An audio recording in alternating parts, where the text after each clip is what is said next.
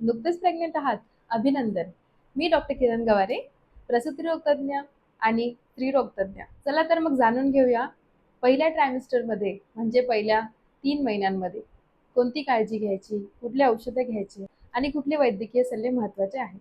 सर्वात आधी सर्वात महत्त्वाचे मुद्दे: धूम्रपान, अल्कोहोल, तंबाखू हे पूर्णतः टाळावे.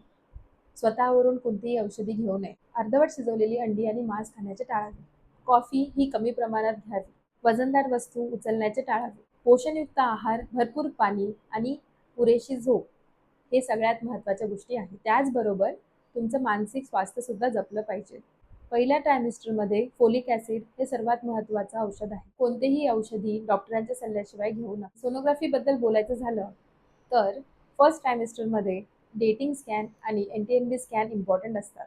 प्रत्येक गर्भधारणा ही वेगळी असते. तुमच्या डॉक्टरांशी नियमितपणे संपर्क ठेवा, त्यांना मनातले प्रश्न विचारा आणि तुमचं बाळ सुरक्षित आहे हा प्रवास तुम्ही सहज पार कराल. धन्यवाद.